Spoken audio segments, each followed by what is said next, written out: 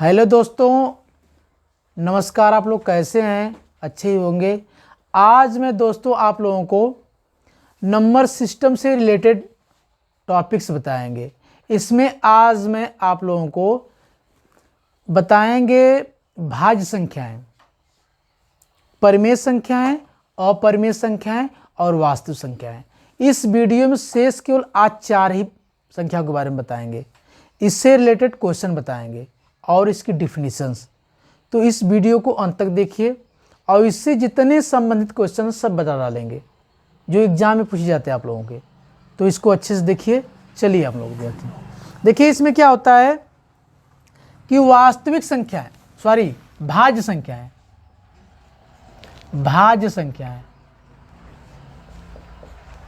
देखिए भाज्य संख्याएं इसके बोलते हैं कंपोजिट नंबर।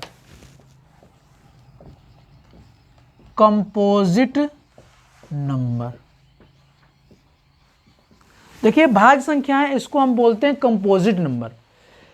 यानी इसमें भाज्य संख्या में क्या होता है कि वे संख्याएं जिनका गुणनखंड 2 से अधिक हो, वे संख्याएं जिनका गुणनखंड 2 से अधिक हो भाज्य संख्या कहलाती हैं। या फिर इसको ऐसे भी बोल सकते हैं कि वे संख्याएं जो एक और स्वयं से कटकर अन्य संख्या से भी कटे, उन्हें क्या कहते हैं? भाज्य संख्या कहते हैं।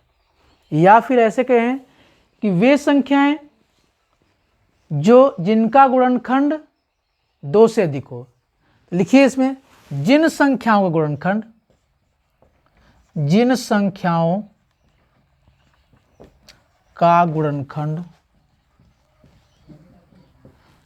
2 से जिन संख्याओं का गुणनखंड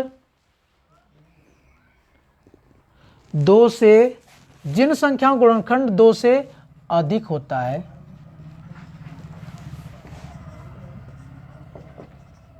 जिन संख्याओं का गुणनखंड 2 से अधिक होता है भाज्य संख्या कहलाती हैं। भाज्य संख्याएं कहलाती हैं। जिन संख्याओं का गुणनखंड 2 से अधिक होता है भाज्य संख्या कहलाती हैं। जैसे 4, 6, 8 ऐसे। देखिए 4 कैसे है? जिन संख्याओं का गुणनखंड 2 से अधिक होता है भाज्य संख्याएं कहलाती हैं। या वे संख्याएं जो एक से स्वयं से, इसे खुद से बोलते हैं, एक से स्वयं से या अन्य किसी संख्या से कटे भाज्य संख्या कहलाती है। जैसे हमने बताया कि 4 क्या है, या फिर इस डिफिनीशन के अनुसार जिन संख्याओं का गुणनखंड 2 से अधिक होता है भाज्य संख्या कहलाती है। जैसे अगर हम 4 को ले लें, 4 1 से कटता है, 4 2 से कटता है, 4 4 से कटता है। यानी जिन संख्याओं का गुणनखंड 2 से अधिक हो, 2 से अधिक हो, 1 2 3, 2 से अधिक हो, वो क्या कहलाती हैं? भाज्य संख्या कहलाती हैं। जैसे 6 है, अगर 6 को हम करें, 1 है, 1 से कटता है, 2 से कटता है, 3 से कटता है और क्या 6 से कटता है। यानी गुणनखंड 2 से अधिक होना चाहिए, 2 नहीं होना चाहिए। अगर गुणनखंड 2 रहेगा तो अभाज्य हो जाएगा, 2 से अधिक रहेगा तो क्या हो जाएगा? भाज्य होगा। और इसमें क्वेश्चन पूछ सकता है कि सबसे पहली या फिर सबसे छोटी भाज्य संख्या कौन होती है? सबसे छोटी या सबसे पहली भाज्य संख्या 4 होती है, 2 नहीं होता है। क्यों? क्योंकि 2 का गुणनखंड करेंगे तो 1 और 2 ही संख्या होती है। जिन संख्याओं के गुणनखंड 2 होते हैं वे अभाज्य संख्या कहलाती हैं। 2 जो होता है, 2 एकलौती संख्या है, सम और अभाज्य संख्या है। तो हमें भाज्य के बारे में जानना है तो 4 हमारी है, ये संख्या नहीं है। सबसे पहले 4 भाज्य संख्या होती है, ठीक ना। एक क्वेश्चन पूछ सकता है, बहुत इंपॉर्टेंट है, पूछता है तो जानिए आप लोग बेसिक नॉलेज बहुत होना जरूरी है। बेसिक चीज कोई भी सीखिए, आप लोग बेसिक से सीखिए तभी पूरा नॉलेज हो पाएगा। तो 4 का 1 2 4 हो जाएगा ना। सबसे पहली सबसे छोटी भाज्य संख्या 4 होता है, ठीक ना। तो इस टाइप से देखिए क्वेश्चन बता रहे हैं, निम्न लिखित में कौन सी भाज्य संख्या नहीं है।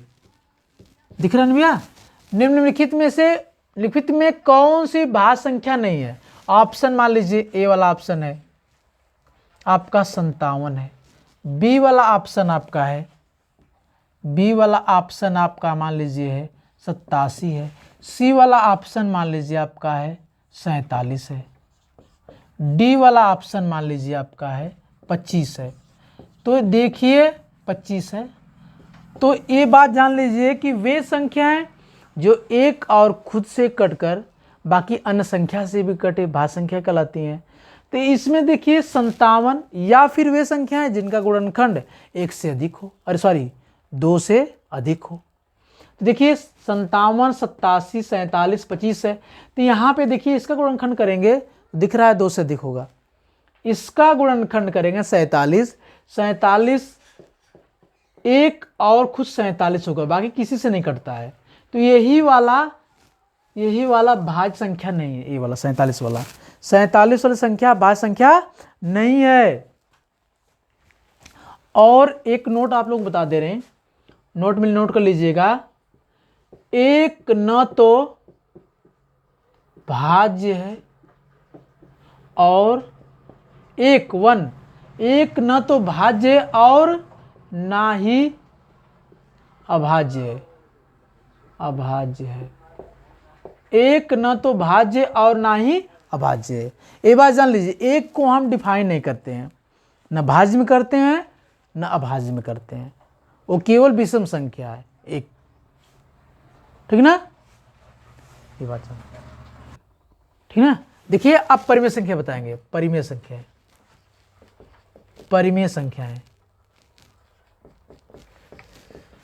देखिए जो संख्याएं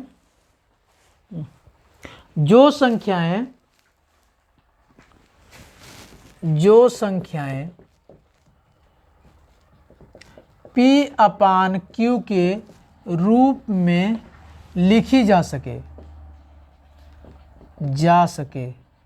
जो संख्याएं P/Q के रूप में लिखी जा सके, जो संख्याएं P/Q के रूप में लिखी जा सके, परिमेय संख्या कहलाती हैं। परिमेय संख्याएं कहलाती हैं जहां, लिखिए, जहां P और Q दोनों पूर्णांक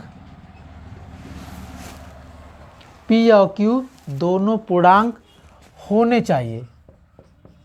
चाहिए, लेकिन Q डज नॉट 0, Q को मान 0 नहीं होना चाहिए,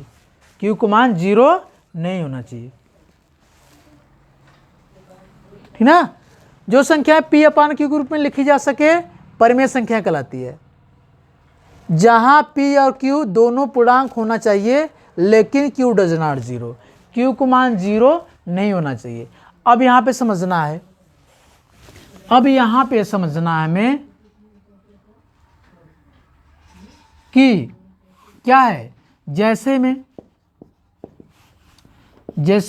एक, क्या है, जैसे में 1 0, क्यों? क्योंकि 0 बटा हम 1 लिख सकते हैं, तो 0 भी एक परिमेय संख्या है, क्योंकि 0 बटा हम 1 लिख सकते हैं, बट 1 बटा 0 ये वाला परिमेय नहीं है, यानी 1 बटा 0 परिमेय नहीं है, लेकिन 0 परिमेय है, ठीक ना। 1 0 22 बटा 7, और क्या है, और आपका कितना है, जैसे 3 दशमलव संख्याएं भी परिमेय होती हैं, दशमलव हटा के अंश और हर बन जाएगा, ठीक ना। तो इस टाइप की संख्याएं क्या कहलाती हैं, परिमेय संख्या, यानी जो संख्याएं P/Q के रूप में लिखी जा सके परिमेय संख्या कहलाती हैं, जहां P और Q क्या है, दोनों पूर्णांक होना चाहिए, Q डज नॉट 0 होना चाहिए, जैसे 1 0 22 बटा 7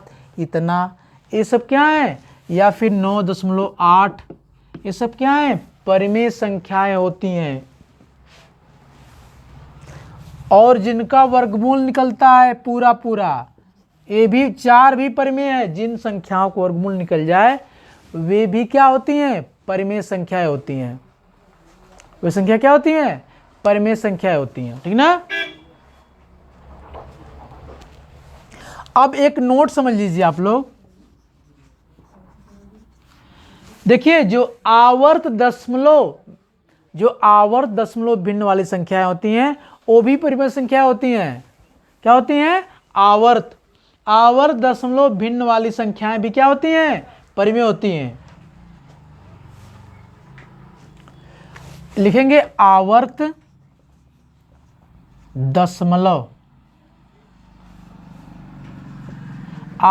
दशमलव भिन्न वाली संख्याएं, आवर्त दशमलव भिन्न वाली संख्या परिमेय संख्या कहलाती है।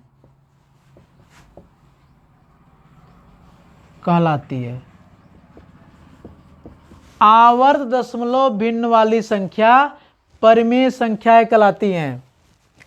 यहां संख्या लिख दीजिए, आवर्त दशमलव भिन्न वाली संख्याएं परिमेय संख्या कहलाती। जैसे में यानी जिसमें दशमलव, ऐसी संख्या जिसमें दशमलव के बाद नंबरों का आवर्त हो, दोहराया जाए, वे भी संख्या क्या कहलाती है? परिमेय संख्याएं कहलाती हैं। जैसे में 2.333 डॉट डॉट, इसको हम लिख सकते हैं, इसको 2.3 के पावर बार, यानी जिन संख्या पे बार होता है उसको अनंत बार लिख सकते हैं, कई बार लिख सकते हैं। तो इस टाइप की संख्याएं भी परिमेय संख्या होती है। इस टाइप की संख्याएं भी क्या होती हैं? परिमेय संख्याएं होती हैं। आवर्त दशमलव भिन्न वाली संख्याएं परिमेय संख्या कहलाती हैं। यानी 2.3334 इस टाइप का है, या फिर है 4.555 है इस टाइप का डॉट डॉट, यानी 4.5 पे बार रहेगा। इस टाइप की संख्याएं भी क्या कहलाती हैं? परिमेय संख्या कहलाती है। यानी जिस पे हम बार लगा रहता है 2.5 की पावर बार है, तो इस टाइप की संख्याएं भी क्या कहलाती हैं? यानी जितनी जो आवर्त वाली संख्याएं होती, दशमलव भिन्न आवर्त वाली, वो क्या कहलाती हैं? परिमेय संख्या कहलाती हैं, ठीक ना। देखिए अपरिमेय संख्याएं क्या बताएंगे? अपरिमेय संख्याएं, अपरिमेय संख्याएं, अपरिमेय संख्याएं यानी जो संख्याएं परिमेय नहीं होती है, जो संख्याएं परिमेय नहीं होती है, जो संख्याएं परिमेय नहीं होती हैं, अपरिमेय संख्या कहलाती हैं। संख्याएं कहलाती हैं। जो संख्याएं परिमेय नहीं है, अपरिमेय संख्या कहलाती हैं। जो संख्याएं परिमेय नहीं है, जो संख्याएं परिमेय नहीं होती हैं, जो संख्याएं परिमेय नहीं होती हैं, अपरिमेय संख्या कहलाती हैं। ए संख्याएं नीचे से लिख सकते हैं, ए संख्याएं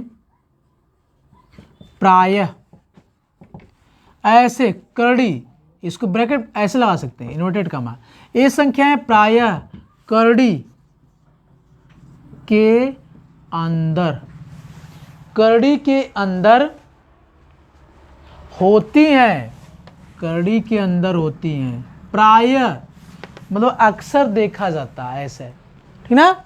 ये नोट टाइप है, ये नोट में समझिए। ये पहले समझिए इसकी डिफिनेशन क्या होती है। जो संख्याएं परिमेय नहीं होती है अपरिमेय संख्या कहलाती हैं। और नोट में लिख सकते हैं आप लोग, नोट में कि ये संख्याएं प्रायः करड़ी के अंदर होती हैं। एग्जाम्पल्स जैसे पाई, जी, कैपिटल जी, स्मॉल जी, पाई जी, कैपिटल जी, एक्सपोनेंशियल सीरीज, इस टाइप की जितनी भी होती हैं, अगर पाई रहे या स्मॉल जी रहे, कैपिटल जी रहे, एक्सपोनेंशियल सीरीज, इसका अगर मान न दिया हो, अगर इस टाइप से हो, तो वो भी अपरिमेय कहलाता है। उसके बाद जैसे √5 है, √6 है, √7 है, तो ए रूट यानी इसको हम वर्गमूल इसका नहीं निकल पाएंगे। इस टाइप की भी संख्या क्या कहलाती हैं?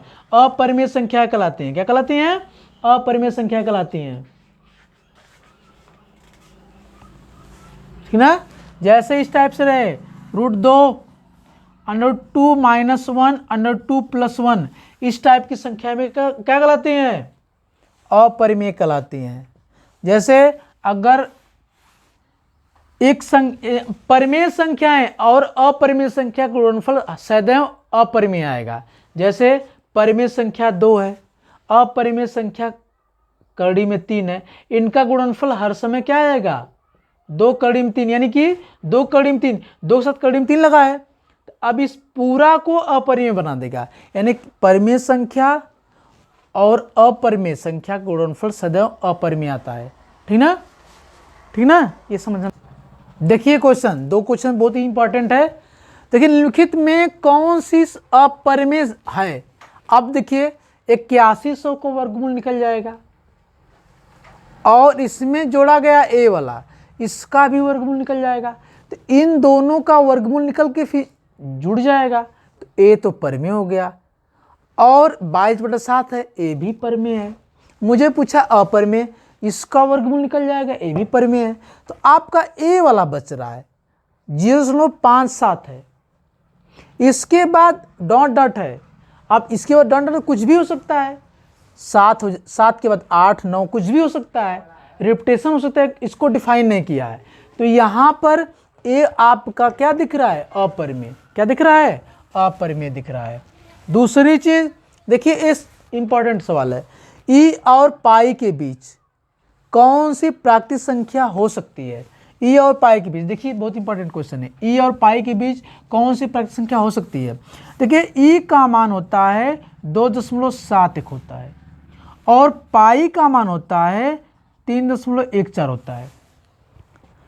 तो इन दोनों, इसके बाद सीरीज में कहीं ना कहीं बीच में क्या आएगा? बीच में 3 आएगा। क्या आएगा? बीच में 3 कैरी करेगा, तो आपका 3 हो सकता है, आंसर 3 हो जाएगा। कितना हो जाएगा? 3। बहुत ही इंपॉर्टेंट क्वेश्चन है, एक कंपटीशन पूछा गया था इस टाइप का, थोड़ा सा दिमाग लगाना है। तो इसके बीच में 3 कैरी करेगी तो इसका आंसर 3 हो जाएगा, ठीक ना। देखिए क्वेश्चन, निम्नलिखित में कौन सी एक अपरिमेय संख्या है? अब देखिए tan 30 degree into tan 60 degree, b का sin 30 डिग्री, tan 45 है, cos 30 डिग्री है, तो इसका मान आपको जानना जरूरी है त्रिकोणमिति में। तो इसमें क्या है, देखिए पहले इसको हल कर ली थोड़ा सा।